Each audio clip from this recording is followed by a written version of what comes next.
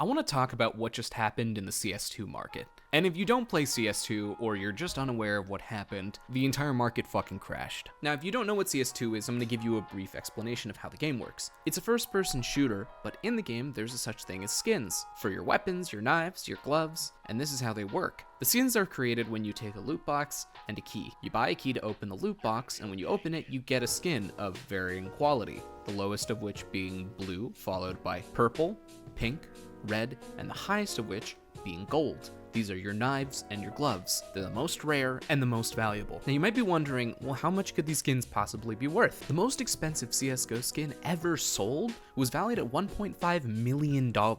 That's how much it was worth. Now, there's a feature in the game called the trade-up contract. This is where you want to pay attention. This explains the change that they made. The trade-up contract is when you take 10 or 5 of a certain grade of weapon. Say I could take 10 blues, put them together, and I'll receive 1 purple in exchange.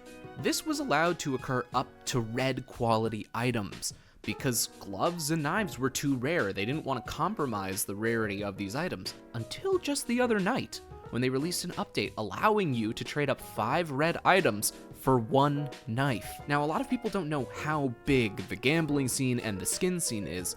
We're talking about billions of dollars in Revolution. We're talking about careers built around it.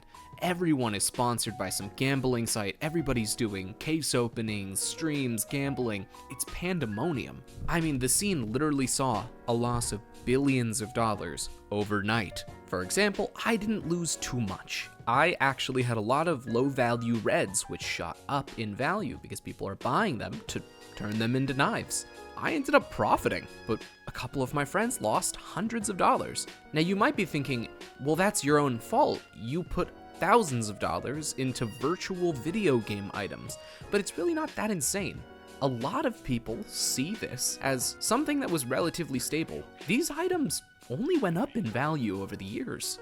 So, for a lot of people who wanted the flashy skins, they invested their spare money, sometimes hundreds or thousands of dollars, and said, well, at the very worst, I could sell this later on. This game has been going for years. For reference, CSGO released in 2012, meaning these have been only going up in value for 13 years. And then suddenly overnight, it crashes. Now, there are a lot of people saying that this doesn't matter. Virtual skins lost value, but these are real people who lost their money. Again, was it wise of them? Probably not, but we can't deny that this had real effects on real people. If this is a good thing or a bad thing is up to you. You have to weigh whether this is harmful or this is helpful. On the one hand, it makes skins more accessible to a lot of people who want to play the game more casually or just don't have the funds to invest in a knife. But on the other hand, this caused real harm to a lot of people. There were forums where people were posting suicide hotline numbers because of how much they lost. They were certainly foolish, but this has real consequences. So I'm gonna leave this up to you. I wanted to chat about it, tell you about it. Was this a good thing or not? Let me know in the comments on what you think. And thanks for watching.